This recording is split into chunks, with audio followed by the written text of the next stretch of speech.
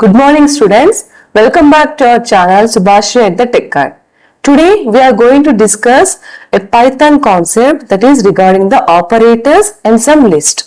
There are different types of operators in the Python, and the most importantly in the special operators like arithmetic operators are there. We are going to discuss everything today in detail. Okay, and regarding the list, let us learn today the theory of the operators and the list of the Python. Okay, in the next class we can write some programs in the topics also, but today it's not enough to write the programs because it's a lengthy class to discuss about the operators and the list. So I'm discussing only everything, each and every detail of the operators and the list in the Python. Now, without any delay, let us start the class.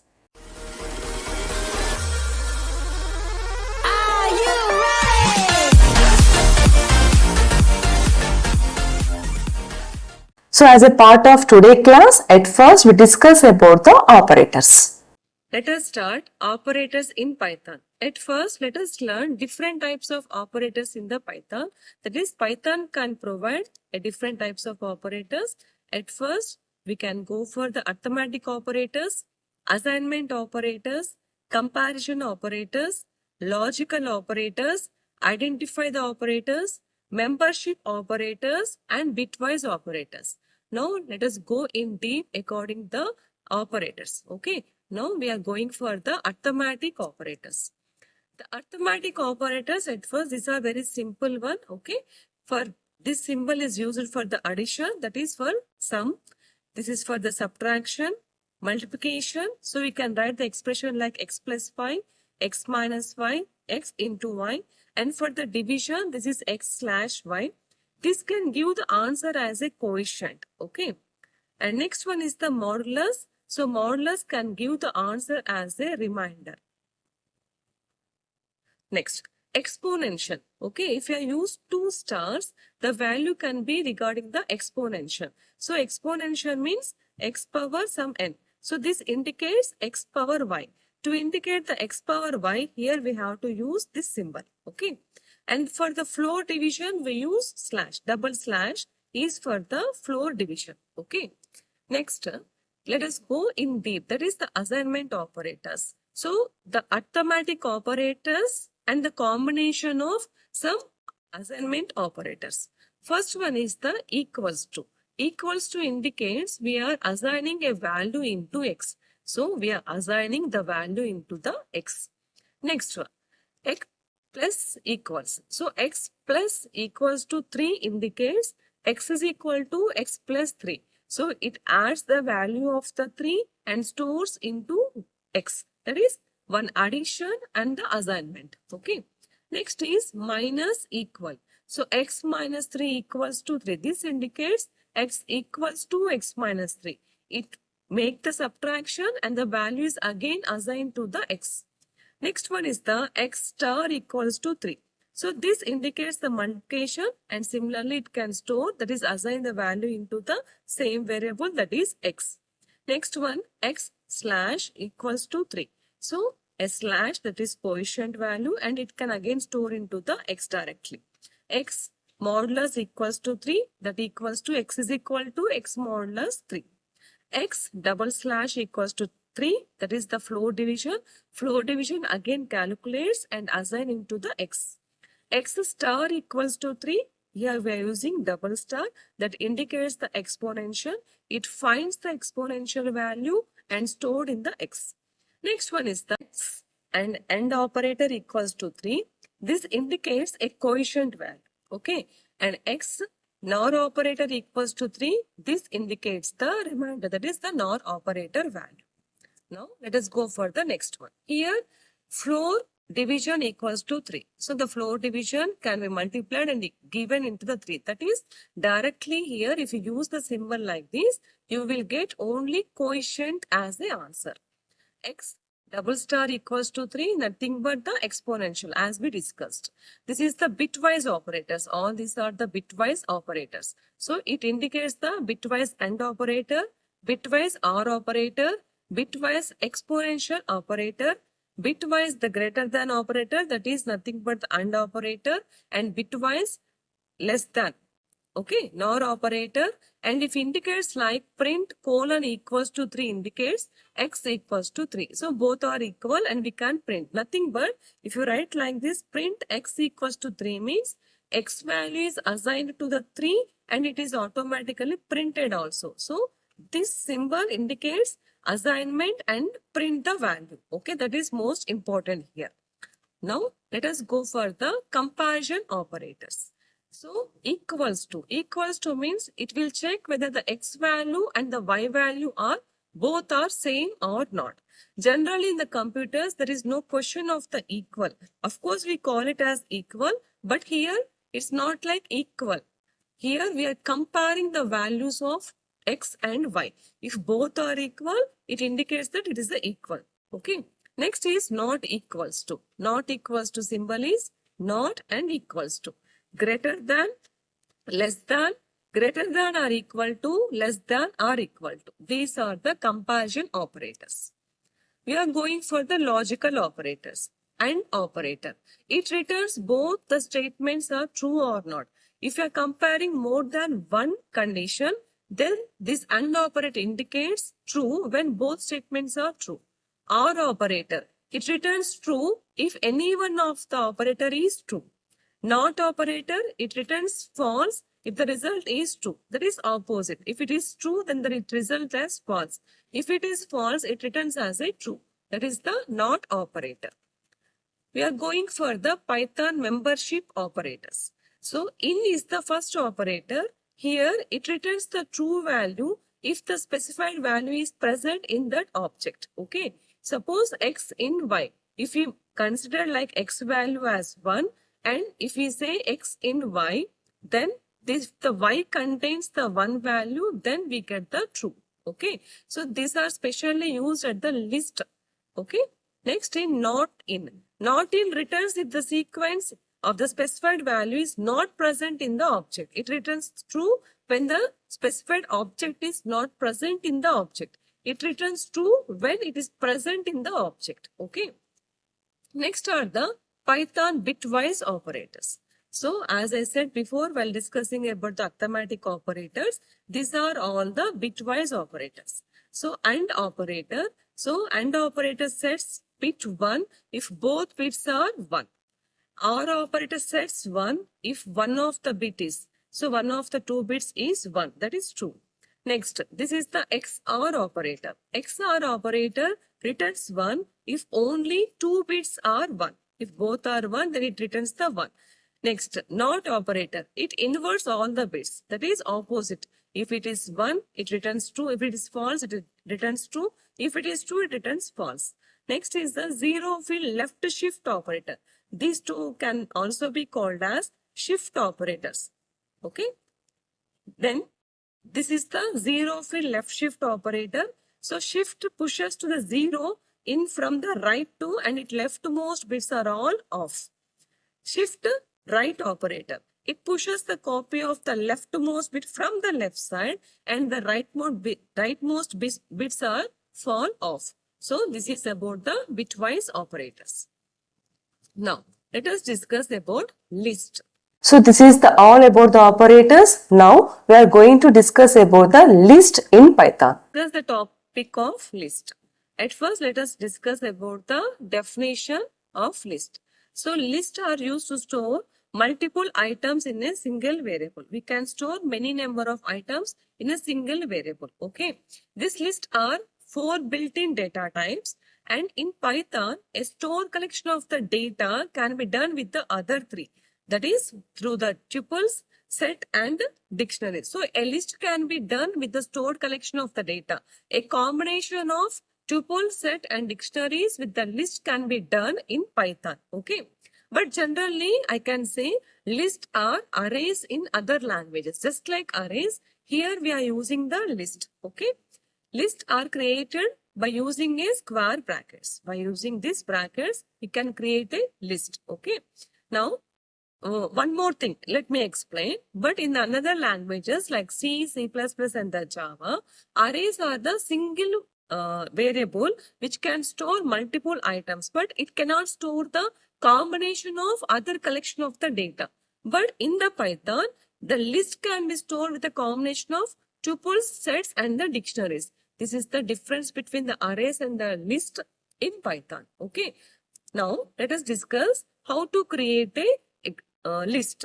So, here we can create a list like, suppose I have written course equals to C, C++, Java, and Python. Okay. Now, print the course. Indirectly, the C, C++, Java, and Python can be printed here. Let us go for the list items. So, in the list items, they can be ordered like changeable and it allows the duplicate values also. Some important points, how can we write the list? While writing the list, this has to be noted.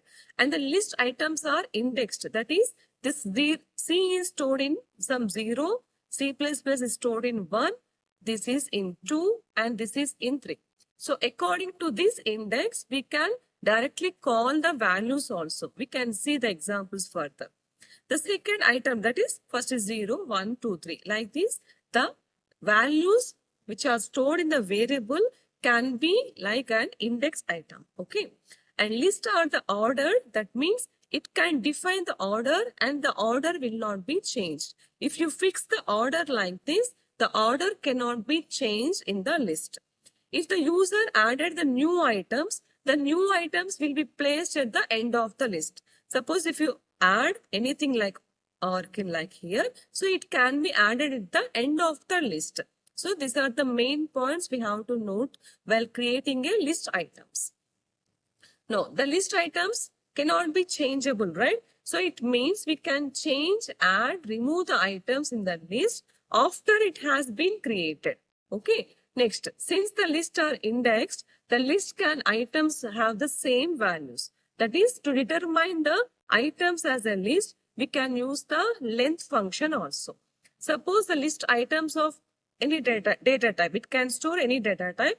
Here I have stored like apple, banana, cherries, that is the characters. Even you can store the values. You can store like true, false, and false like this. Here the value is repeated. It can be acceptable by the list, as I said before. Okay. Now, a combination of the different data types can also be done. So, if you are inserting a string, it should be inserted in between the strings. That is using double quotations for the number, true or false values. That is the Boolean values. And we can store the numbers. We can store the strings like this multiple times. So these are the some examples. How can we have the items in the list? Okay. Now the Python collection. That is, I said, arrays. So there are the 4 collection of data types in the Python programming language. First one is the list. So list is a collection which is ordered and can be changeable. It allows duplicate members also. Next is the tuple. Tuple is a collection which is ordered but it is unchangeable.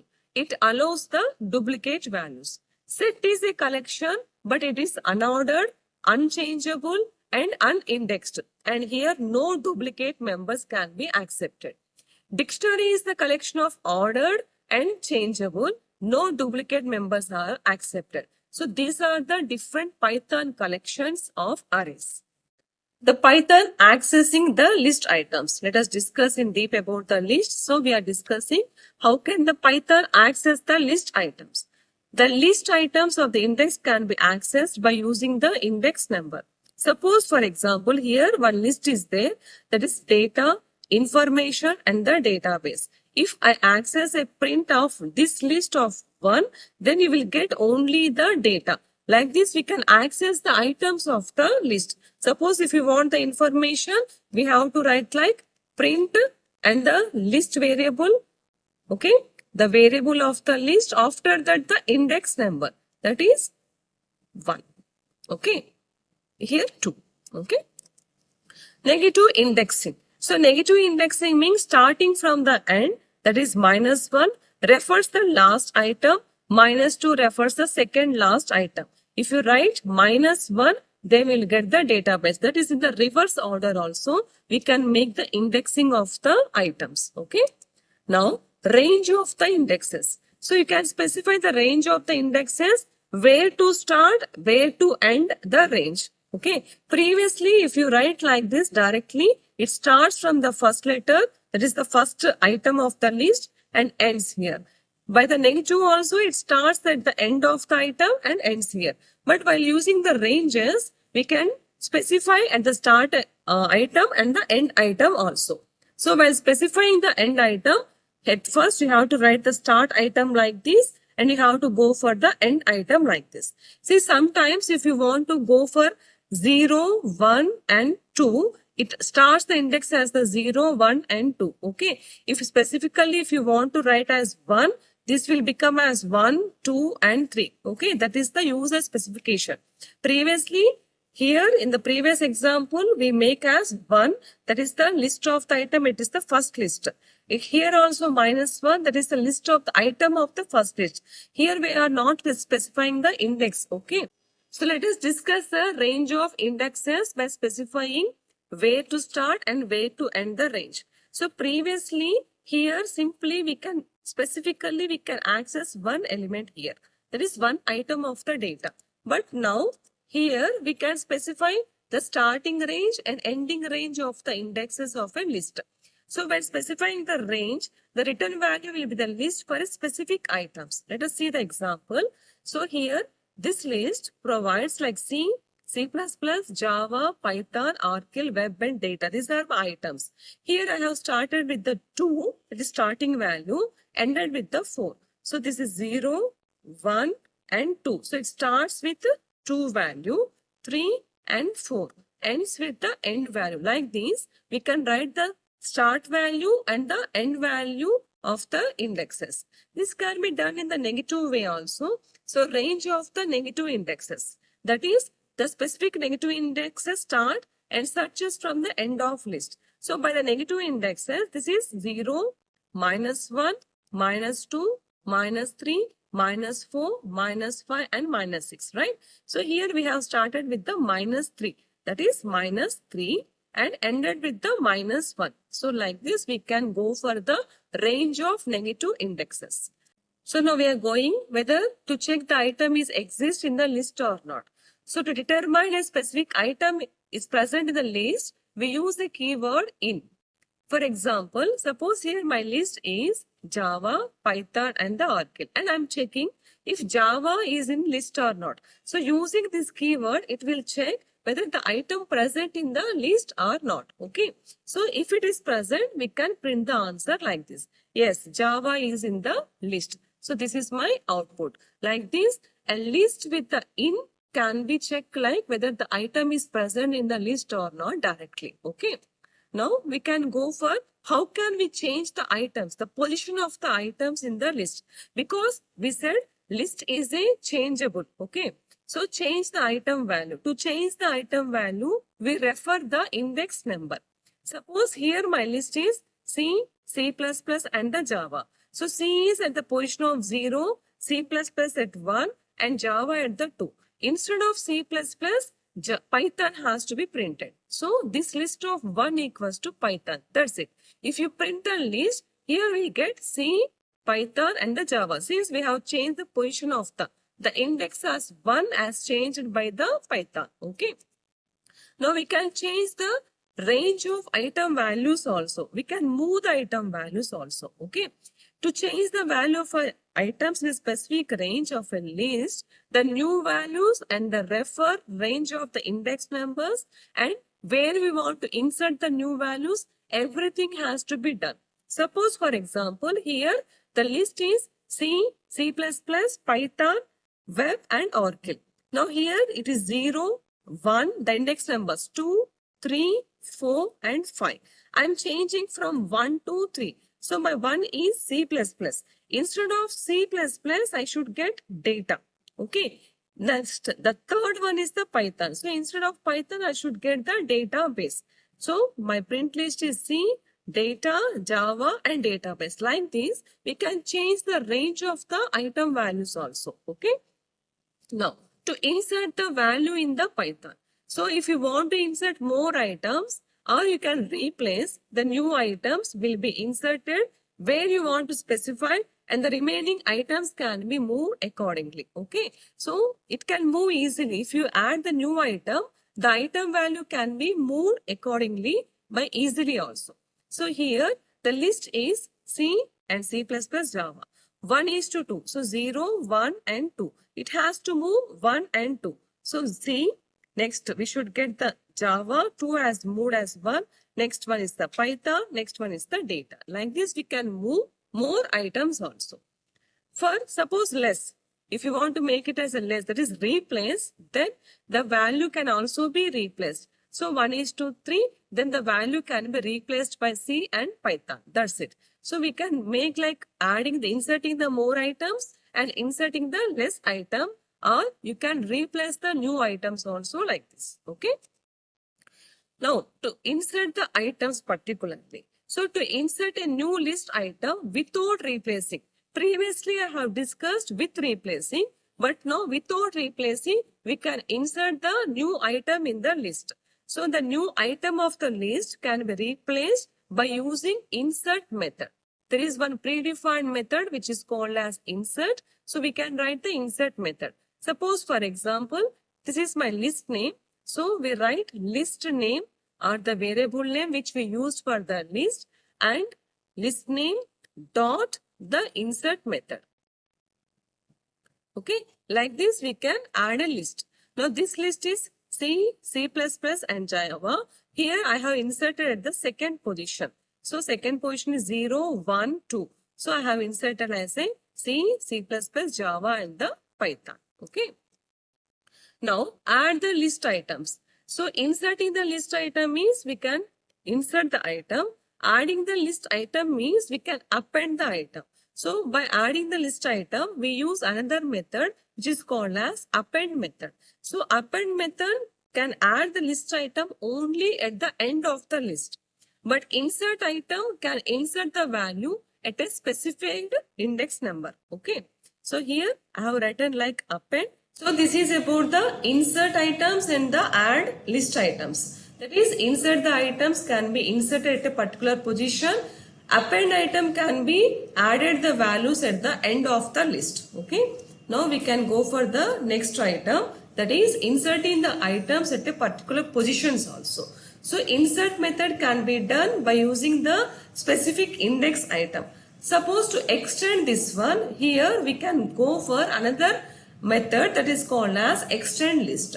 So to append the elements from another list to the current list, we can use the extend method. So here the list items are suppose C, C++ and the Java, and another list is like Python, data and database. If you extend this one, nothing but these three values can be extended in the previous one. For this we use a built-in one that is called as extend. By using the append we can add only one element, but by using the extend we can add many elements at the end of the list. That is the difference between the extend and the append method. Now to add any iterable, okay. So the extend method does not have to append the list. You can add and the iterable objects like tuples, sets and the dictionaries. Suppose for example, here my list is C, C++ and the Java, and my tuple is Python and Oracle.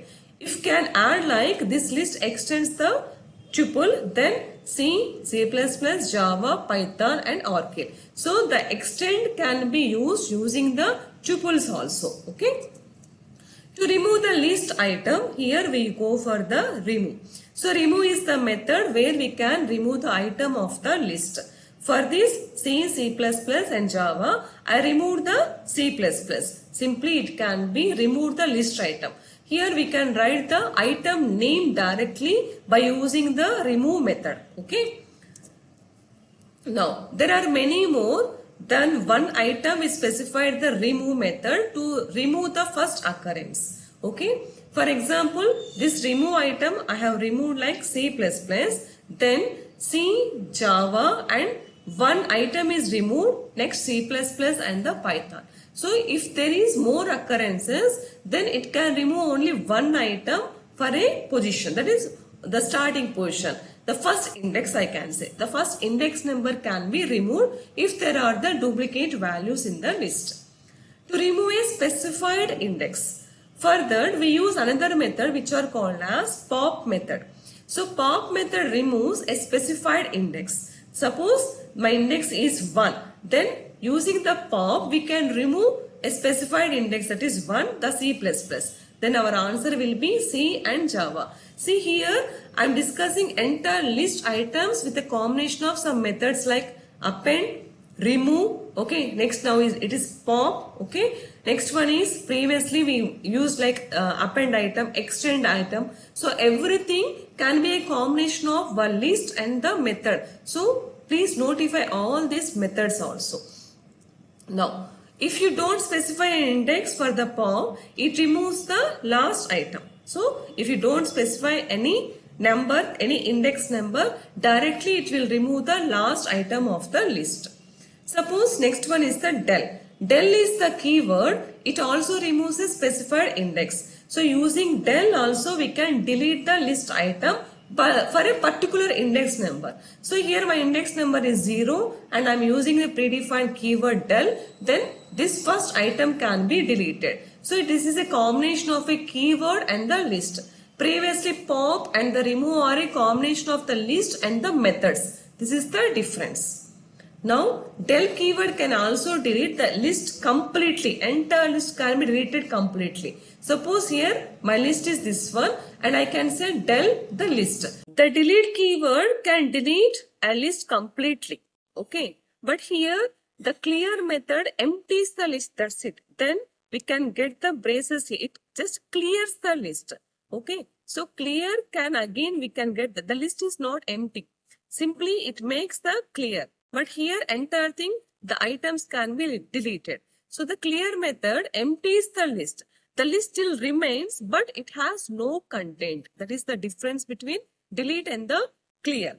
So clear method will empties the list, but the delete keyword will delete the list completely. That is the main difference between delete and the clear. Okay. And delete is the keyword, clear is the method.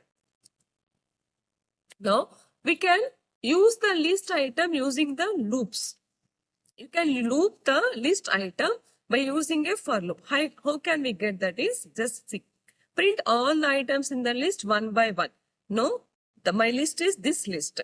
So I have taken one variable and just in the list. So all the items in the list are assigned to the value of x and print x. Then we will get clearly like this. So using the looping statements also we can print the list items. Loop through the index numbers. Suppose if you want to write the loop through index numbers, then referring the index number is important here. For this, we use range and the length. So range indicates the range of the list and length indicates the what is the number of list items are there in the list. So these two functions are used here. These two methods are also used here. Suppose for example, the list is C, C++ and the Java.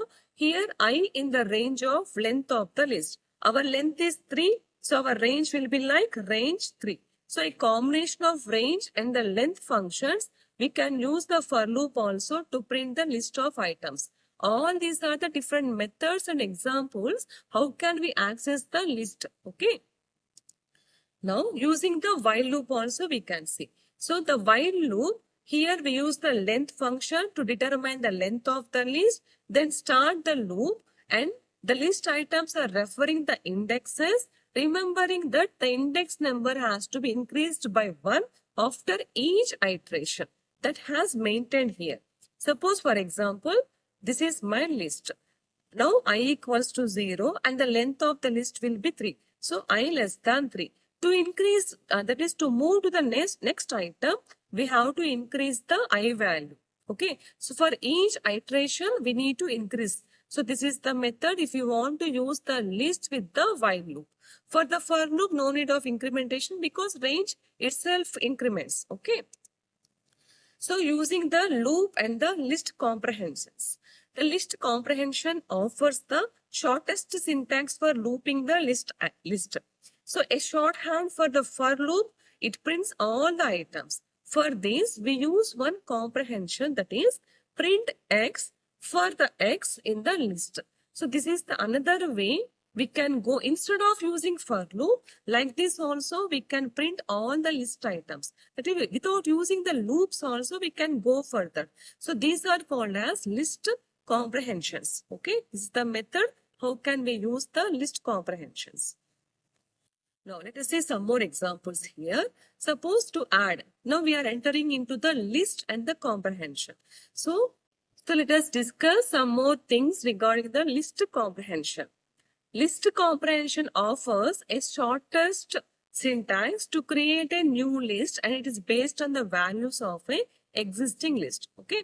Suppose for example, here my list is C, C++, Java, Python and Oracle for the languages. Now the new list I have simply created. For X in the language, if A in X, now append a new list to the X and print the new list. So if you add the A in X, if anywhere it is there, it can add and append the value also. So like this, we can make the list comprehension. Okay. So for loop, in the appending values also, we can go for using the list comprehension values. For this, suppose with the list comprehension, you can do only the one line. So this entire programming, whatever we have written here, this completely can be done in one line using the list comprehension. If you are using the for loop, so this is the length of the program. Now if you write in the one line, simply see the languages first you initialize, that is take the value of the languages. Now the new list, X for the X in the language is A in the X and print the new list. Like this, we can print the new list for the items. Okay. So enter the length of the program. The syntax of the program can be make dot shortest like by using the list comprehension. That is the difference between list comprehension and the program writing using the for loop. Okay. Now the syntax, see, new list, at first we write the expression for the items in the iteration, and if condition equals to true, then the return value of the new list can be unchanged by using the old list. Okay, like this is the main syntax to use the list comprehension values. Now we are going for the condition. So the condition is like a filter that only accepts the item that evaluate the true. That is, only accept the item that are not in Python. Okay, and the new list is ranges from if X not equals to Python. For this, we can write like with no if statement. That is, the condition if X is not equals to Python, it will return the true. For all the elements of the Python, it makes a new list contains the language, that is our list name, except the Python. And the conditional is optional and it can be omitted also. Suppose for example, if no if statement, we can write like X a new list for X in the list, that is the list variable name. Okay. Now, iterable. The iterable can be any object like list, tuple or set. Okay. For example, you can use the range function to create the iterable. A new list X for the X in range of 10. So you are creating a new list of the 10 items. Up to 10 items we can enter into the list. Suppose for example, here a sample example with a condition. Suppose if we accept a numbers lower than 5, then a new list range of 10 if X less than 5.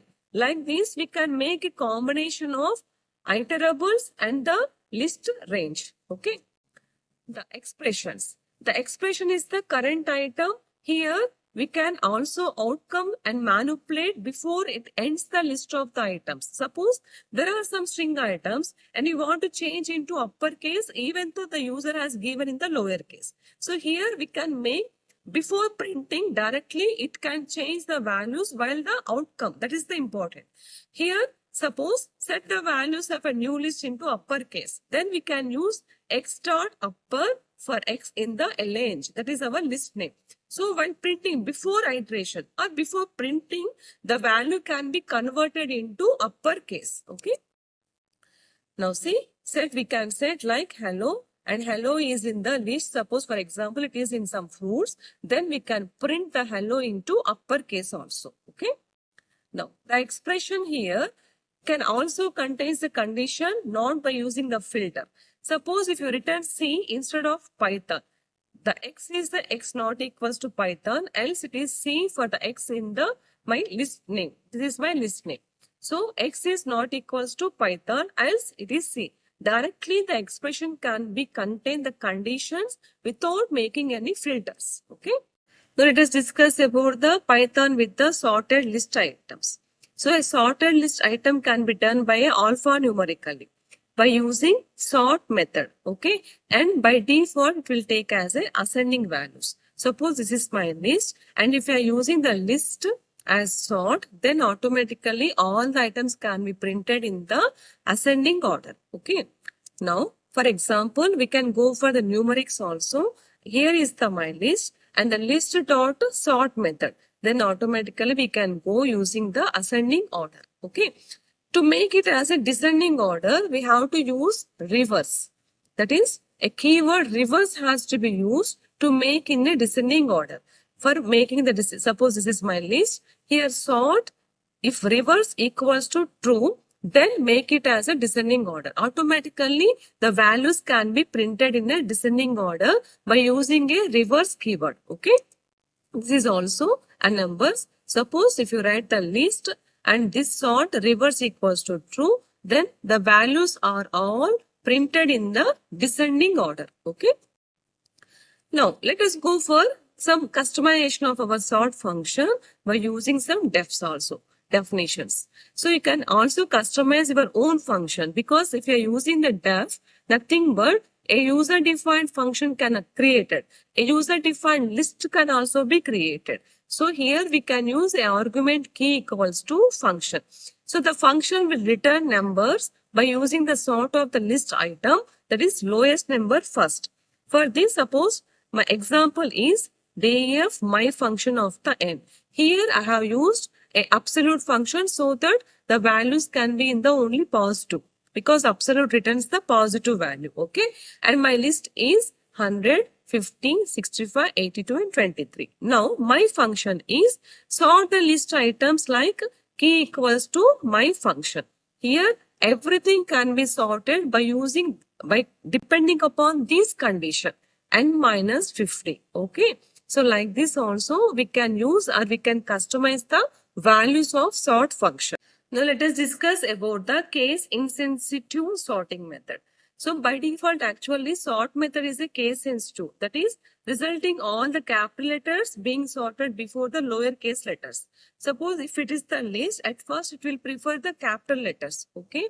Further, we can go for any keyword. Like if you want to convert into lowercase, using the string lower, we can convert and we can use the sorting method, so that the case insensitive sorting function can be used by using a string lower. Okay. If you use the string, if you want to use the string lower, this is the method. Like this, we can use the string lower also, so that here no case of capitals or small letters. Okay. Now reverse order. By using the reverse method also, we can print the list of items in a reverse order. So it is similar like numerical values for the strings also.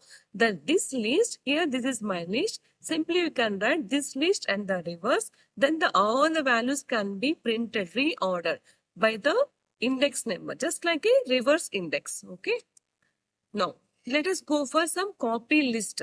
So you cannot copy a list by using list 2 equals to list 1. Like this, simply by typing this, we cannot copy, because list 2 is only references to the list 1, and by changes it can made automatically. Okay. That's why here we have to use the copy method, so that a list items can be copied from one list to the another list. Suppose this is the list items and I want to copy all the items into another variable called my list, then we can use a list dot copy. Okay. So using copy method, we can copy all the items of the list. Next, use the list method also. If you are using the list method, it is a built-in method. We can make a copy also. Okay. So make a copy of a list by using the list method. Here, by using the list also, we can copy. If you want the list, we can write like list and this list. But previously, if you observe, here the list name is first, next the method name is next. My list name is this list. at first I have used the list name dot copy, but here the thing is we use the method first, next the list name. You have to observe that first. Now, slicer operator. So, slicer operator is also used to make a copy of the list items. Now, the slicer items can be done. That is, the slicer operator is only this. So, using this operator also, this operator, we can copy the list items into the another list. So, like this, we can use slice operator. So, slice operator is nothing but this one. This is called as slice operator. Like this, we can copy the items of the list. There are three methods. Okay, done. One is copy method. Next one is the previously what we used, list method. Next one is the operator. One method, one operator, and one keyword. Now, we use the join. We can join the list items. So, several ways are there to use the join. For this, we use a simple operator. This is the operator to concatenate or to join the list items. So, like this also, we can join two items, the list 1 and the list 2. We can add two items, okay, using the plus operator. So, we can join by a simple way. Now, another way to join the list items and appending the items of the list one by one, then that is append. So, using for loop, a combination of the for loop and the items also, we can append the values. That is, we can add the values or we can merge two list items using this method. Okay. Next one, you can use extend method, and this purpose of extend method is elements from one list to the another list we can extend. So here list 1 dot extend and list 2. Like this also we can extend. That means we can add the values at the end of the list by using the extend also. Okay. These are the three methods we can join two lists. Now let me explain some list methods finally. Overall view of the list methods. These are the built-in methods what we have discussed now. At first, append. Append adds an element at the end of the list. Clear removes all the elements from the list. Return copies, that is copy, returns a copy of the list. Count is it can count number of elements in a specified value. Extend, it adds the elements of the list to the end of the current list. Index, it returns the index of the first element with the specified value. Next, insert, it adds an element at a specific position. We have said everything. Next, pop can remove the element at a specified position. Remove, it removes the items with the specified value. Reverse the order of the list. Next, sort, it sorts the list of the values. These are the list methods. And this is the class for today. Entire thing we discussed about the list and the operators, which are very important to write the programming further. Okay. And I hope you learned everything. It is very clear to understand also. Thank you. So this is the class about today, the operators and the list in the Python. Okay. Most importantly, should know the difference between list, tuples and the dictionaries in the Python. Next thing, you have to learn the arithmetic operators very specially because it varies many times and even it is very important at the interview sections also. Okay. Now, I hope you learned something from this video. If you learned something from this video, please like, share and subscribe. Thank you.